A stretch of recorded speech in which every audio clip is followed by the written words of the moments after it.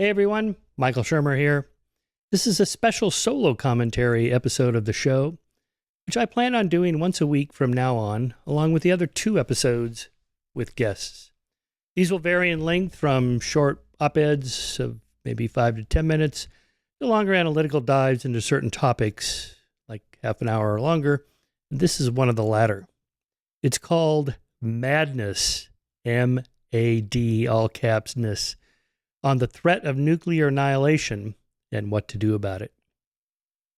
As if 2024 couldn't get any weirder, tensions in the Middle East have escalated, with the United States sending one of our nuclear submarines to the Mediterranean as a deterrent signal to Iran that they better think twice about attacking Israel. That sub, the Ohio-class USS Georgia, carries non-nuclear cruise missiles, but 14 of our 18 Ohio-class submarines have nuclear-tipped ballistic missiles, each sub of which has in its belly the nuclear equivalent of all the bombs dropped in World War II. Multiply that by 14, and let your imagination be properly staggered. Meanwhile, Ukrainian forces have pushed into Russian territory, and Putin is outraged that his invasion is not only being deterred, but countered. How far can Ukraine go before Putin uses his battlefield tactical nukes in response? No one knows for certain. Maybe even Putin doesn't know what he'll do, or when or where. But the threat is real. The use of tactical nuclear weapons could escalate into a full-scale nuclear exchange between Russia and NATO, with, of course, America's nuclear backing. And that has consequences that are almost unthinkable. And then, of course, there's North Korea's Kim Jong-un, Little Rocket Man, as Trump calls him, who's been rattling his nuclear saber whenever he perceives the West to be clamping down too hard with sanctions and military exercises in the vicinity of his iron fist-ruled country. And no one knows how far China will go in its desire to swallow up Taiwan, or what the U.S. will do in response. Are we not supposed to defend that soon-to-be-embattled island? By the way, 2030 is the date cited by the U.S. Department of Defense when China will invade Taiwan. Anyway, all of this is a reminder that we're still living under a nuclear sword of Damocles. And while the COVID-19 pandemic, climate change, and the craziness of political elections over the past decade have pushed out of the news cycle the threat of nuclear annihilation, it exists nonetheless. So I'd like to bring it back into our consciousness with an overview of the threat and what to do about it. I'll begin with the evolutionary origins of our moral emotions and why we need to worry about the other guy. This is actually a technical term, the other guy problem. Then consider the game-theoretic logic of deterrence and how this led to the doctrine of mutual assured destruction, or MAD, from which the title of this commentary comes, and then outline how we can attenuate the threat and maybe even get to nuclear zero. Because MAD is utter madness once you contemplate what's at stake. I devoted an entire chapter in my 2015 book, The Moral Arc, subtitled How Science and Reason Lead Humanity Toward Truth, Justice, and Freedom, to this problem, that is nuclear war and what to do about it. But let me begin with an excerpt from Annie Jacobson's new book, just came out, Nuclear War, A Scenario. She was on the show to discuss it. With her opening scenario. It's called A Scenario for a Reason, and here is how she describes it. A 1 megaton thermonuclear weapon detonation begins with a flash of light and heat so tremendous it is impossible for the human mind to comprehend. 180 million degrees Fahrenheit is 4 or 5 times hotter than the temperature that occurs at the center of the Earth's sun. In the first fraction of a millisecond after this thermonuclear bomb strikes the Pentagon, outside Washington, D.C., there is light. Soft X-ray light with a very short wavelength. The light superheats the surrounding air to millions of degrees, creating a massive fireball that expands at millions of miles an hour. Within a few seconds, this fireball increases to a diameter of a little more than a mile about 5,700 feet across. Its light and heat so intense that concrete surfaces explode, metal objects melt or evaporate, stone shatters, humans instantaneously convert into combusting carbon. The 5-story, 5-sided structure of the Pentagon and everything inside its 6.5 million square feet of office space explodes into superheated dust from the initial flash of light and heat. All the walls shattering with the near simultaneous arrival of the shock wave, all 2,700 employees perishing instantly. Not a single thing in the fireball remains. Nothing. Ground zero is zeroed. I really recommend this book. The whole book reads like that. It is really scary. The effects of just the initial blast of a 1 megaton thermonuclear bomb goes on like this for page after agonizing page. And Annie Jacobson's narrative is meant to shock us into action, and hopefully it will. But what action? As she explained to me in our conversation on this show, that's not really her domain of expertise, so let me turn to the literature on game theory and mutual assured destruction that has, thus far anyway, kept nuclear Armageddon away from our combustible carbon doorsteps. The evolutionary logic of our moral emotions. In some of the more pop culture literature on nuclear weapons, there's a theme that if only we could all learn to just get along and love one another, the threat of war and nuclear extinction would magically disappear. I need to put this squishy idea to rest because it's based on an unrealistic vision of human nature. We evolved to defend ourselves, including through fighting for a very good reason that begins with our genes. Here's how I described it in The Moral Arc. If you were a molecule, what would you do in order to survive? First, you would need to build a substrate on which to generate a replication system inside of a cell that contains machinery for energy consumption, maintenance and repair, and other features that keep the molecule intact long enough to reproduce. In time, these replicating molecules will outsurvive non-replicating molecules by virtue of the very process of replication. Those that don't die. Thus, the cells or bodies in which the replicators are housed are survival machines. In modern jargon, the replicators are called genes, and the survival machines are called organisms. And this little thought experiment is what Richard Dawkins means by the selfish gene in his book of that title. A cell or body or organism, a survival machine, is the gene's way of surviving and perpetuating itself. The problem is that survival machines scurrying around inside, say, a liquid environment like an ocean or a pond, will bump into other survival machines, all of whom are competing for the same limited resources. Here's Dawkins.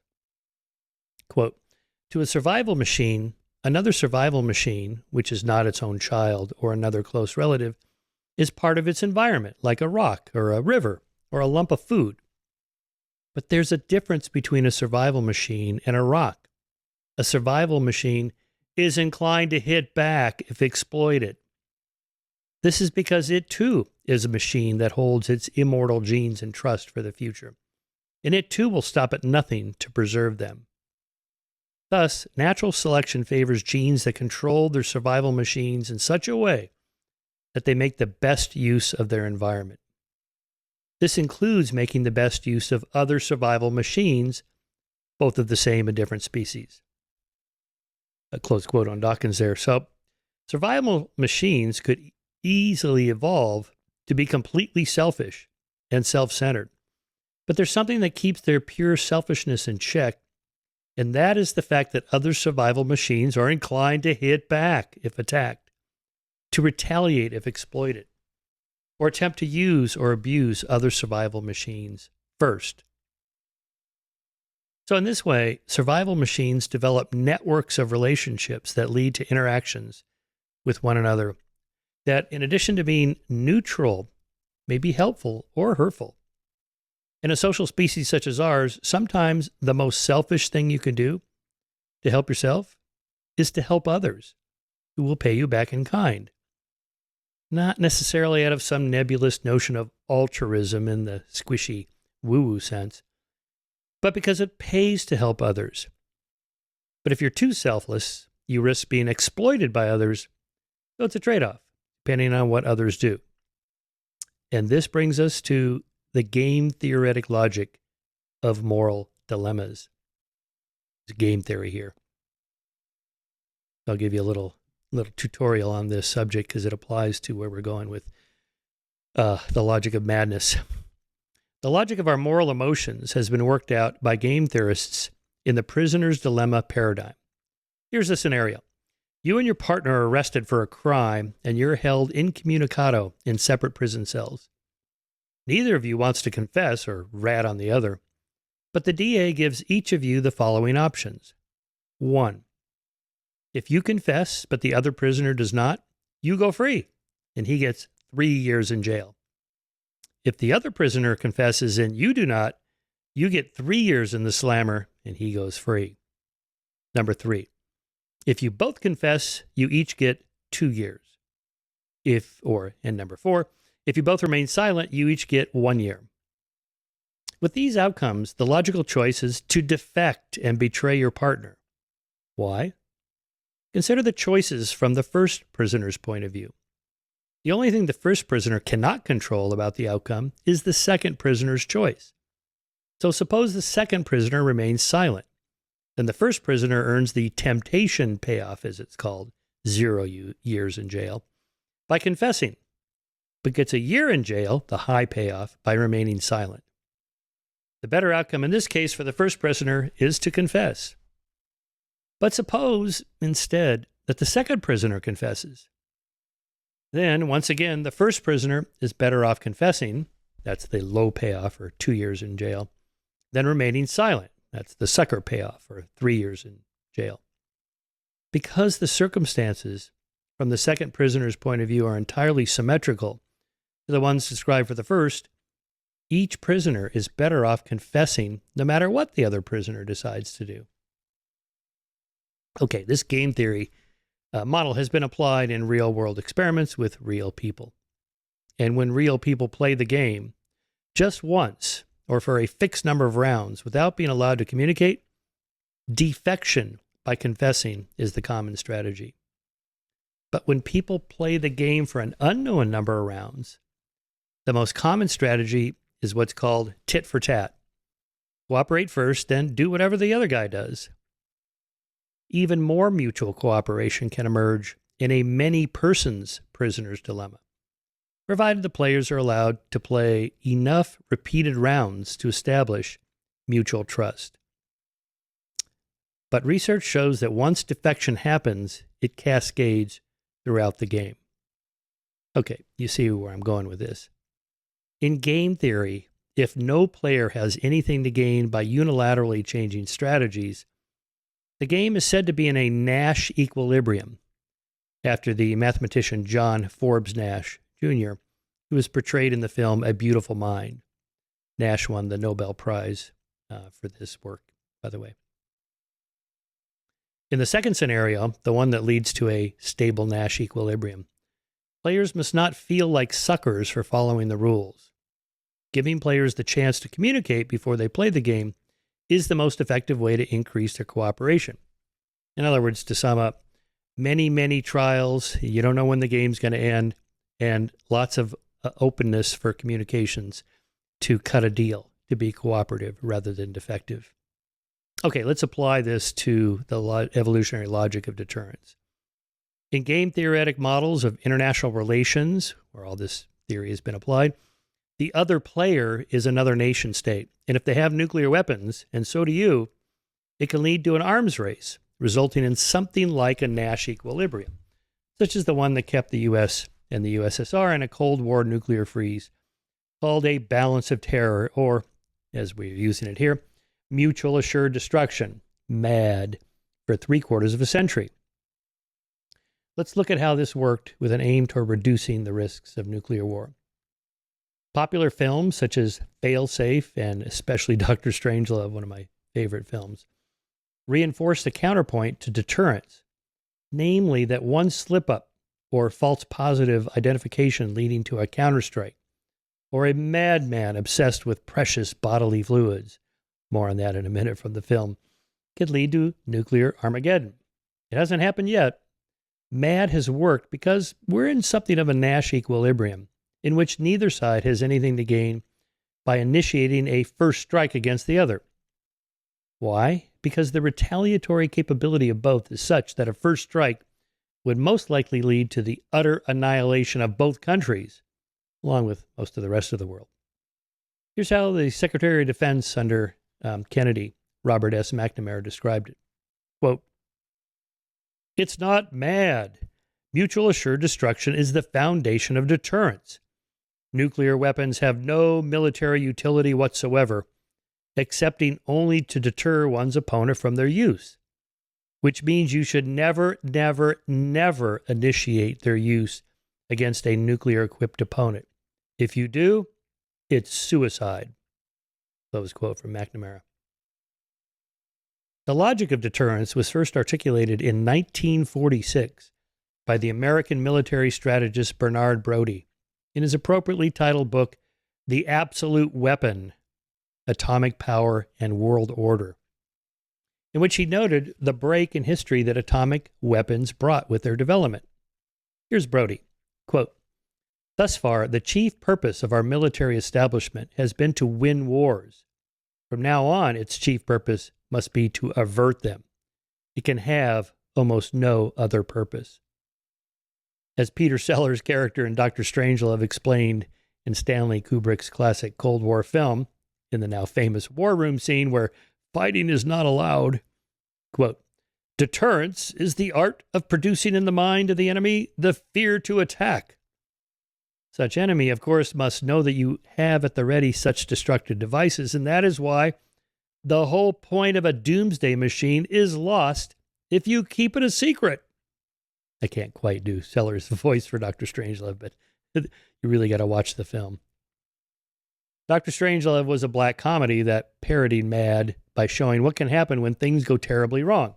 In this case, when Sterling Hayden's character, General Jack D. Ripper, becomes unhinged at the thought of communist infiltration, communist indoctrination, communist subversion, and the international communist conspiracy to sap and purify all of our precious bodily fluids, leading him to order a nuclear first strike against the Soviet Union. By the way, there's also reference in the film made to the chemical fluoride put in the water for combating cavities. Anyway, still a problem in some areas. Given this unfortunate incident and knowing that the Russians know all about it and will therefore retaliate, George C. Scott's character, General Buck Turgidson, pleads with the president to go all out and launch a full first strike. "Mr. President, I'm not saying we wouldn't get our hair mussed, but I do say no more than 10 to 20 million killed, tops, depending on the breaks." Wow. In fact, he wasn't far off from real projected casualties. Kubrick was, in fact, a student of Cold War strategy. He read Brodie's book. Here's Robert McNamara on the reality of the numbers we're talking about here. Quote, "What kind of amount of destruction must we be able to inflict upon the attacker in the retaliation to ensure that he would indeed be deterred from initiating such an attack? In the case of the Soviet Union, I would judge that a capability on our part to destroy, say, 1/5 to 1/4 of their population and 1/2 of our industrial capacity would serve as an effective deterrent." Close quote. Wow. When he spoke those words in 1968, the population of the USSR was about 128 million. So that translates into 25 to 32 million dead. I mean, that's just staggering. I mean, we just went through the pandemic in which a couple million people died, 1 million in the United States. This is just, orders of magnitude more. Many orders of magnitude. Deterrence has worked so far. But it would be foolish to think of deterrence as a permanent solution. In addition to the immediate deaths due to the explosion, heat and radiation. There are serious long-term effects explored by the astronomer Carl Sagan and the atmospheric scientist Richard Turco in their book titled A Path Where No Man Thought, based on a technical paper in the journal Science by Turco and Sagan, along with their colleagues Brian Toon, Thomas Ackerman, and James Pollack, who estimated, quote, in a nuclear exchange, more than 1 billion people would instantly be killed, but the long-term consequences would be much worse. Smoke, soot, and debris from the fires caused by an all-out thermonuclear war would render the planet nearly uninhabitable by blocking the sun's radiation and triggering another ice age. They called the scenario nuclear winter. Their predictions have been challenged by some scientists as highly unlikely. That's how the scientific process works. Or some thought, well, maybe it'll only be a nuclear autumn instead of winter. Oh, great. But Jacobson, Annie, interviewed Brian Toon in her book, who admitted, quote, our first model said nuclear winter would last about a year. New data suggests the Earth's recovery time would be more like 10 years.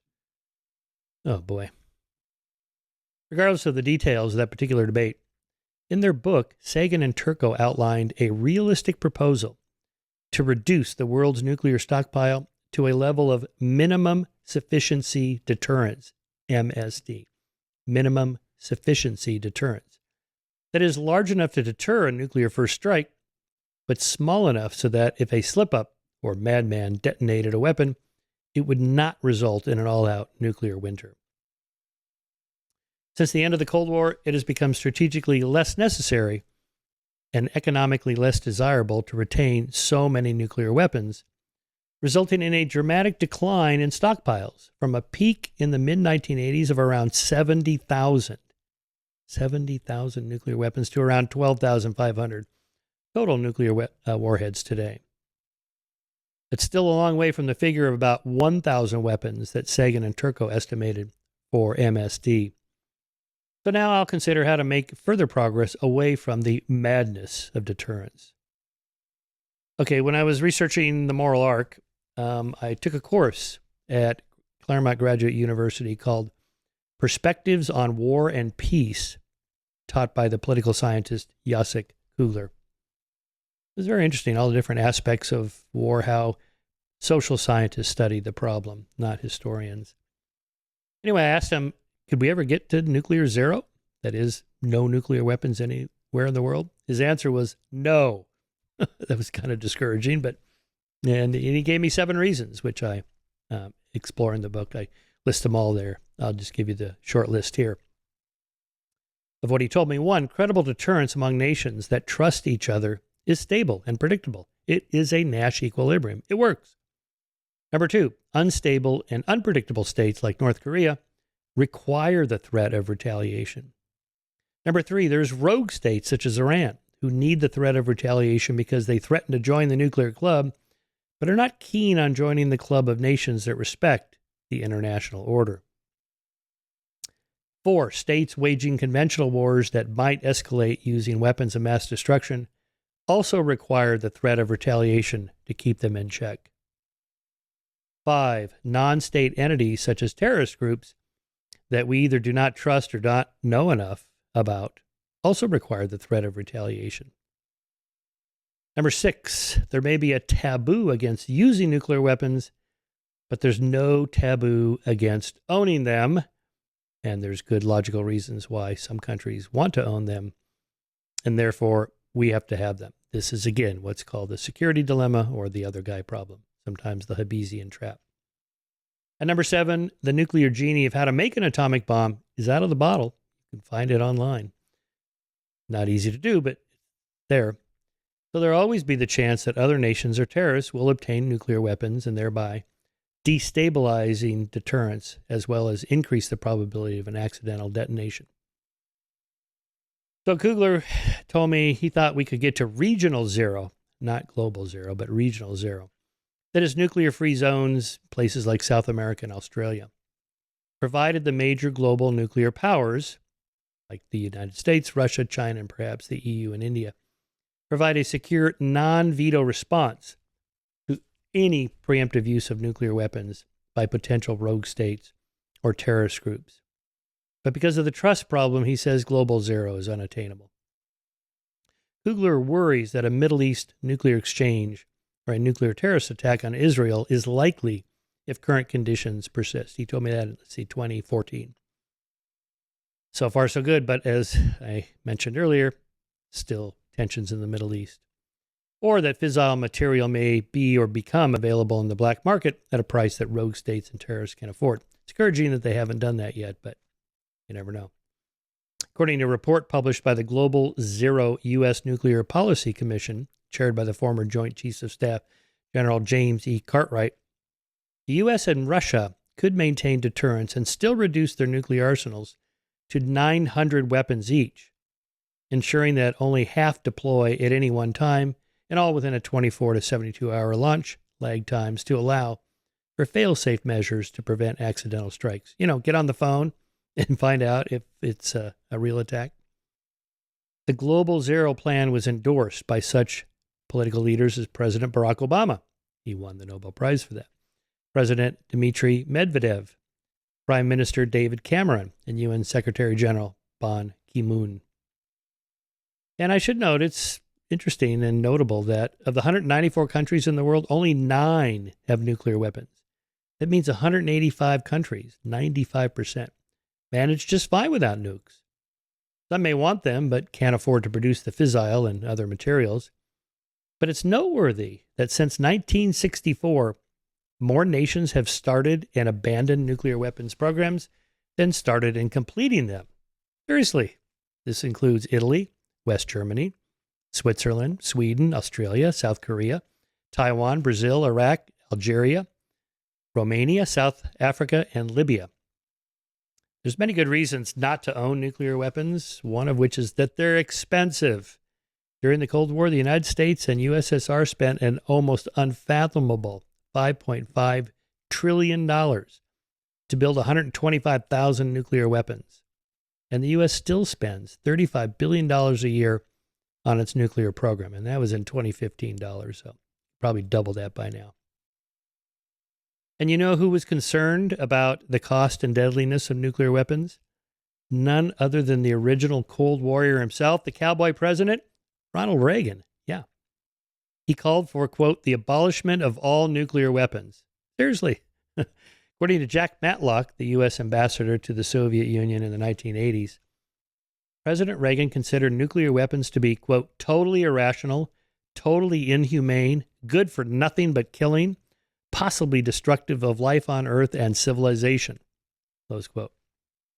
Kenneth Adelman, head of the U.S. Arms Control and Disarmament Agency under Reagan, said that his boss would often pop out with, let's abolish all nuclear weapons. As Adelman recalled, I was surprised that for such an anti-communist hawk, how anti-nuclear he was. He would make comments that seemed to me to come from the far left than the far right. He hated nuclear weapons. One of the reasons for Reagan's nuclear shall we call it, phobia, was that he watched the television drama The Day After, which depicted the realities of a nuclear exchange. I watched that a few months ago. It's really quite well done, considering this was done back in the early 80s, and it still holds up pretty well.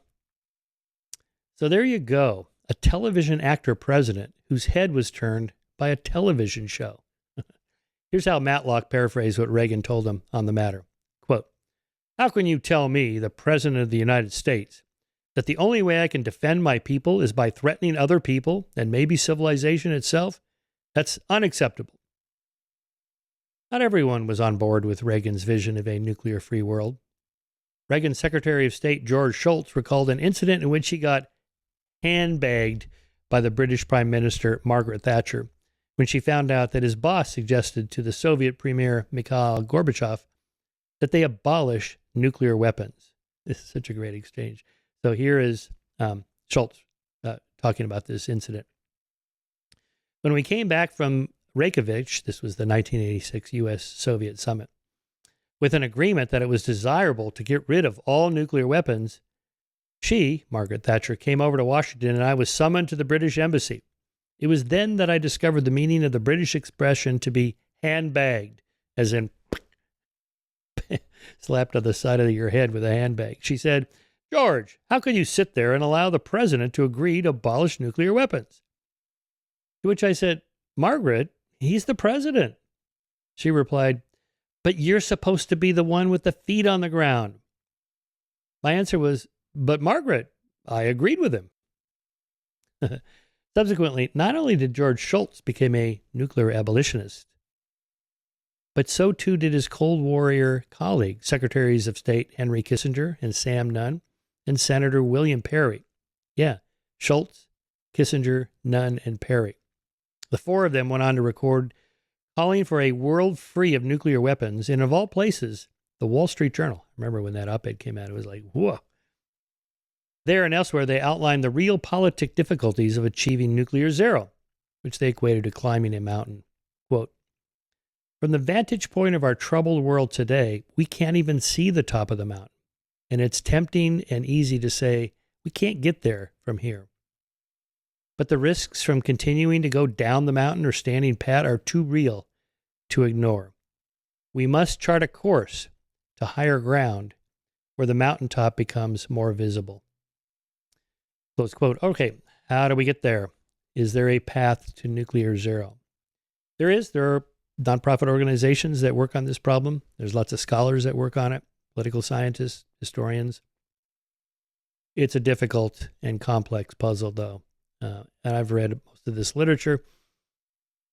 I'm not confident we can get there in my lifetime. I think it's going to take a long time because there are numerous problems along the way, starting with this problem of trust and so-called other guy problem. I want to get rid of my nukes, but the other guy might not do it. But here are 7 steps we can take. These aren't mine. I kind of put this together from reading the literature on all this. So we can start, 1, by continuing nuclear stockpile reduction. Recall, we went from 70,000 nukes to about 12,500.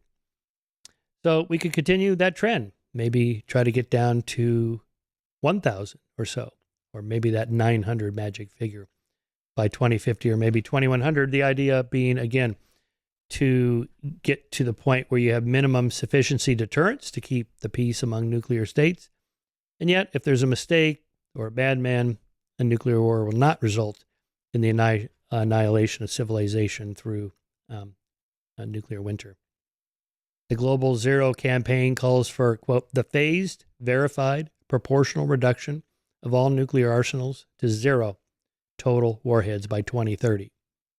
Noting that if this seems unrealistic, the United States and Russia retired and destroyed twice as many nuclear warheads, 40,000 plus, as this action plan proposes, 20,000 plus over the next 20 years. I think 2030, since we're only 5.5 years away from there, is unrealistic. But it's encouraging. It may be easier to go from, say, 70,000 to 10,000 than it is from 10,000 to 1,000. It may be even harder to go from 1,000 to 100, much less 0, because, again, of the security dilemma and the idea that the other guy might cheat. Anyway, number 2, no first use and no launch on warning. Make all first strike strategies illegal by international law and eliminate launch on warning to avert the risk of false positive warnings. This is, the blips on the radar screen, and you take them to be nuclear weapons on missiles, and then you launch a retaliatory strike. That's the problem. That has almost happened several times during the Cold War. So this launch on warning has to go. The problem is that the United States won't do it. This is one of the things that President Obama wanted to do. He wanted to get rid of no first use, so it's only for defensive purposes, and launch on warning. But again, it didn't happen at all. I think once you get president, I think they take you in the back room and they outline this stuff for you, and you go, oh, we can't do that. The other guy, right. Number 3, form a nuclear great power pact. That is, such an alliance would hold strong against small powers and terrorists who either have nuclear weapons or are trying to obtain them with an intent to use them. So here's what Jacek Kugler told me. He's outlined a model for reducing nuclear stockpiles worldwide while maintaining deterrence that would include, in addition to the no first use policy, a proviso that nuclear great powers, I'm quoting him here, nuclear great powers must guarantee that any first nuclear strike by small nuclear powers will face automatic nuclear devastating retaliation from a member of the nuclear club. All right, so no messing around. You do this and we're going to nuke you. For example, if North Korea attacked either South Korea or Japan, the United States would retaliate. Or if Iran acquired nuclear weapons and used them against Israel, the United States would counterstrike. Number 4, shift the taboo from using nuclear weapons to owning nuclear weapons. This is what the Nobel Foundation had in mind in 2009 when they awarded President Barack Obama the Peace Prize. Quote, the committee has attached special importance to Obama's vision of and work for a world without nuclear weapons. Close quote.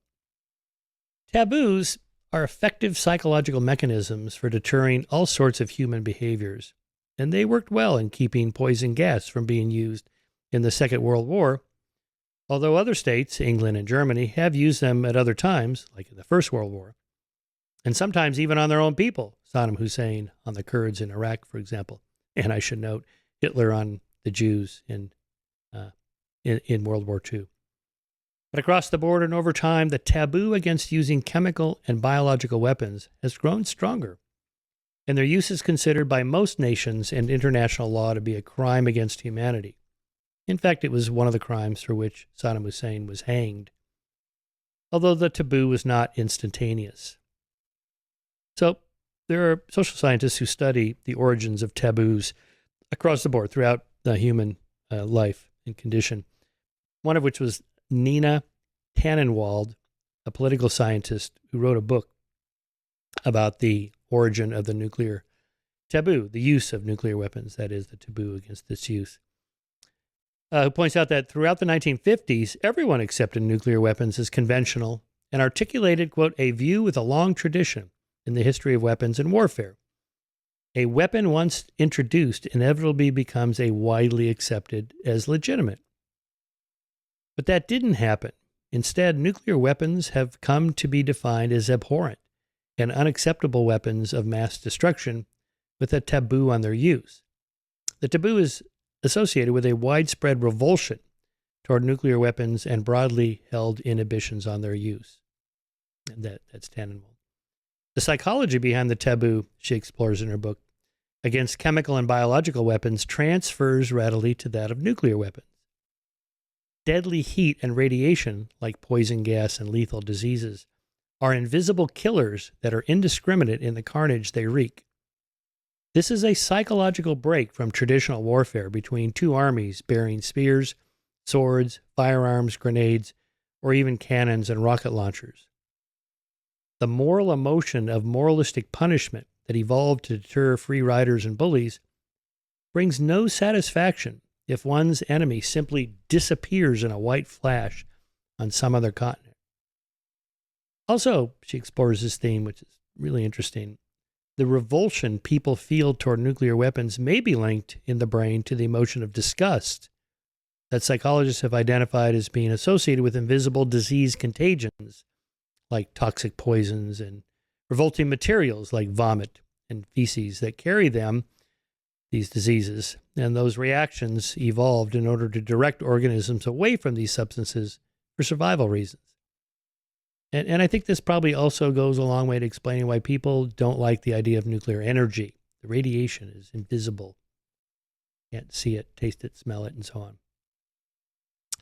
5, nuclear weapons should no longer be seen as a deterrence solution. The former Foreign Minister of Australia, Gareth Evans, who's also chair of the Center for Nuclear Non-Proliferation and Violence, Disarmament, makes a convincing case that nuclear weapons no longer make sense for the purpose of deterrence. Not at all clear, he argues, that it was nuclear weapons that kept the great powers at a standoff throughout the Cold War, given the fact that prior to their invention in the mid-1940s, the great powers fought in spite of the existence of other weapons of mass destruction.